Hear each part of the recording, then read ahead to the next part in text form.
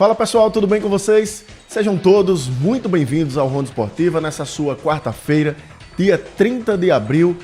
Como eu sempre faço questão de dizer, é um prazer recebê-los aqui no nosso Ronda Esportiva. Vamos começar falando do Azulão do Mutange, que hoje à noite tem parada duríssima diante da equipe do Grêmio pela Copa do Brasil, CSA e Grêmio, terceira fase da Copa do Brasil, jogo de ida aqui no Estádio Repelé, a partir das 21h30. Como eu disse, jogo complicado para o Azulão do Mutange, mas os resultados de ontem da Copa do Brasil mostram que as equipes, entre aspas, menores, diante das grandes equipes do cenário nacional, estão fazendo jogo duro, né? Então o CSA pode sim também fazer jogo duro diante da equipe do Grêmio, quem sabe conseguir uma vitória hoje à noite aqui no Estádio Repelé para levar uma vantagem para Porto Alegre. É fácil?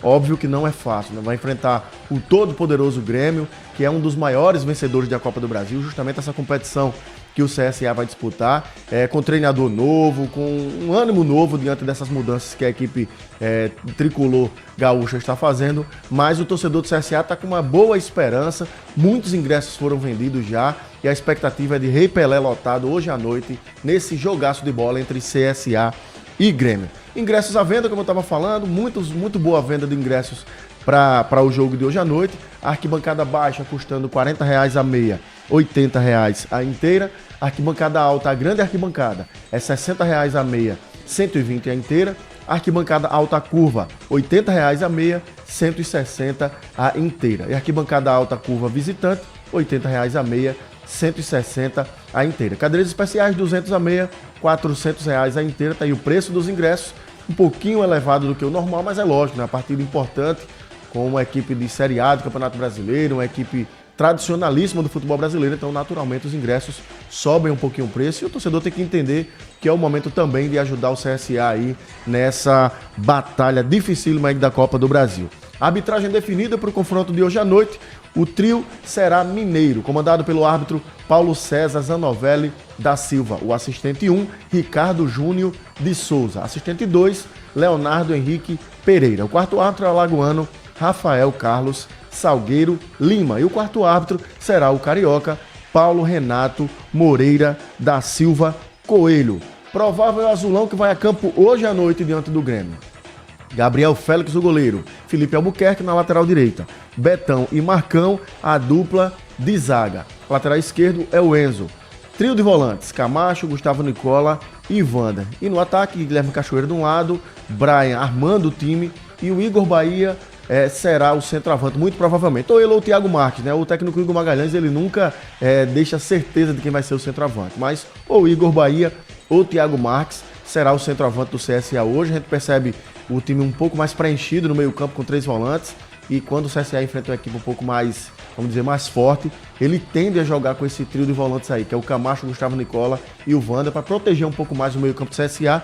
Eu acho que é uma alternativa correta do técnico Igor Magalhães, porque a equipe do Grêmio não é uma equipe fácil de se enfrentar, ele vai precisar ter um meio-campo muito bem preenchido para não dar espaços para a equipe gaúcha. Ontem nós tivemos, aliás, hoje nós vamos ter, além do jogo do CSA, teremos outras partidas, mais 4 partidas aí pela Copa do Brasil. 19 horas, o Botafogo enfrenta a equipe do Capital do Distrito Federal. Às 19h30, teremos Ceará e Palmeiras. 21h30, Paysandu e Bahia. 21h30 também, Novo Horizontino e Corinthians, além de CSA e Grêmio. Ontem nós tivemos 5 jogos. Como eu disse aqui na abertura do nosso programa, as equipes menores, de menor expressão, não fizeram jogo fácil para as equipes de maior expressão, então foram resultados apertadíssimos e o Marcos Souza vai colocar na tela aí para a gente acompanhar. O Internacional venceu a equipe do Maracanã por 1-0, esse mesmo Maracanã que o CSA enfrentou na pré-Copa do Brasil, pré-Copa do Nordeste, e ganhou lá na Bacia das Almas. O torcedor do CSA ficou chateado, achando que o CSA tinha que golear. Vê aí, né? O todo-poderoso Internacional ganhou apenas de 1-0 da equipe do Maracanã. Retrô e Fortaleza ficaram no 1-1. Maringá e Atlético Mineiro no 2-2. O Maringá teve à frente do placar por 2 vezes e o Galo Mineiro teve que ir buscar o resultado. Veja como as coisas não foram fáceis aí nesse primeiro dia de terceira fase da Copa do Brasil. Fluminense venceu a Aparecidense por 1-0. Aparecidense Série D. Fluminense só conseguiu vencer por 1-0. E o São Paulo venceu o Náutico de virada por 2-1. Permanece na tela aí, Marcos, só pra gente ver. Vê só. O Internacional enfrentou o Maracanã, que é uma equipe de Série D. O Retrô é uma equipe de Série C, enfrentou o Fortaleza. O Maringá é a equipe de Série C que enfrentou o Atlético Mineiro. O Fluminense enfrentou a Aparecidense, que é a equipe de Série D. E o São Paulo enfrentou a equipe de Série C, que é o Náutico. Vê só, todas as equipes de Série C ou D e as equipes de Série A não tiveram vida fácil.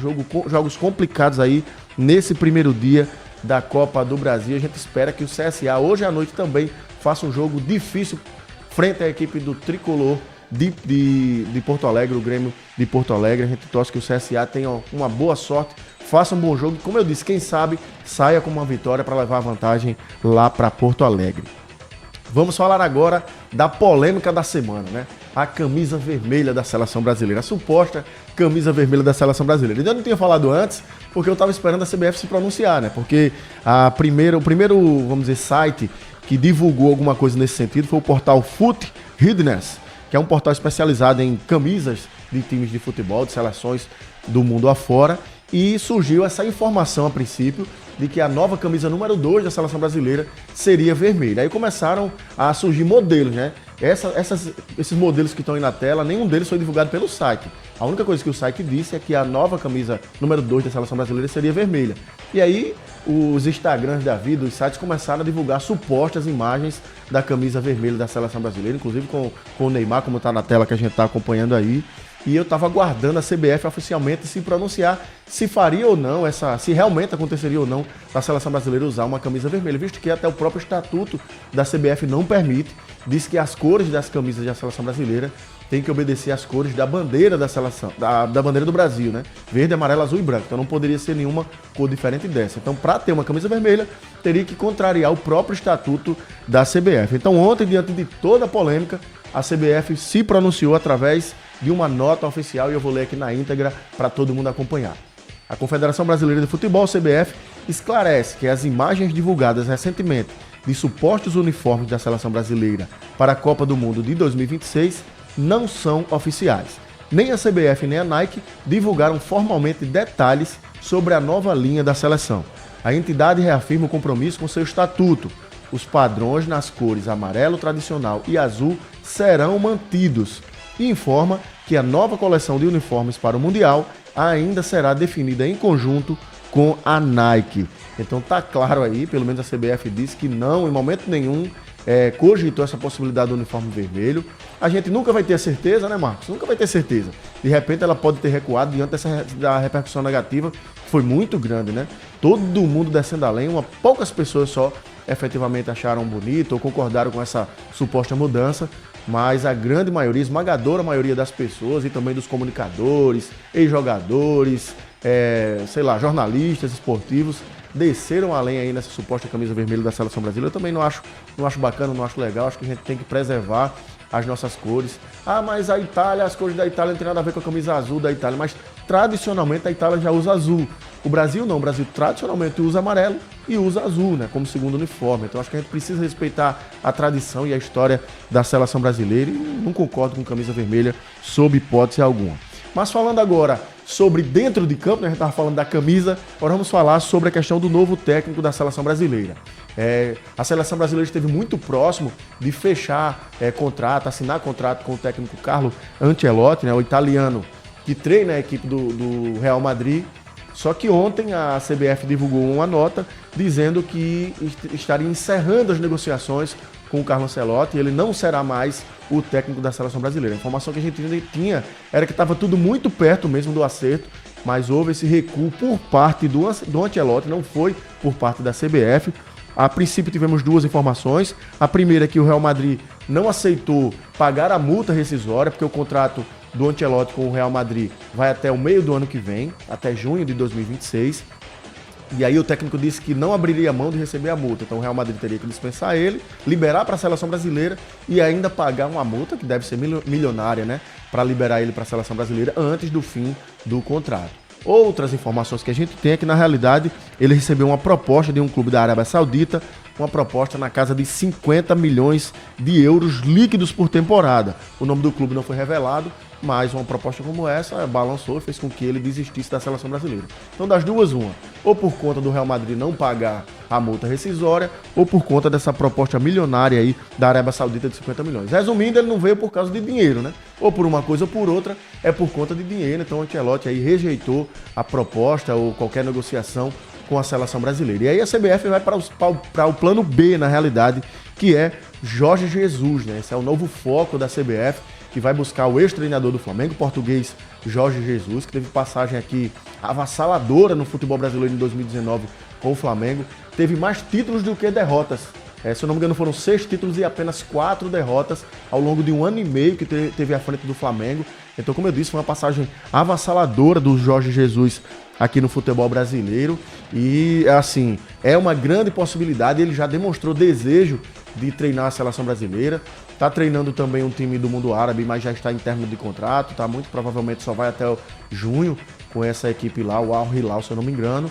E muito provavelmente vai ser o Jorge Jesus o técnico da seleção brasileira. Eu acho que ele só não vem agora se ele ficar chateado, porque ele já havia demonstrado interesse, a seleção já tinha feito um primeiro contato com ele e de repente a CBF, o Edinaldo Rodrigues, foi direto pro Ancelotti. Acho que ele só não vem se ele ficar chateado porque ficou como uma segunda opção, vamos dizer assim, né?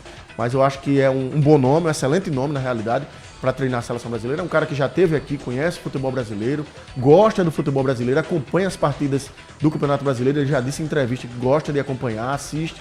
Então acho que é sim um treinador com capacidade e com qualificação efetivamente de treinar a seleção brasileira, dar um choque de realidade aqui no nosso futebol e mudar, assim, dar um giro de 180 graus pra gente ver se efetivamente a seleção brasileira pega no tranco, porque as coisas não estão bem para a nossa seleção.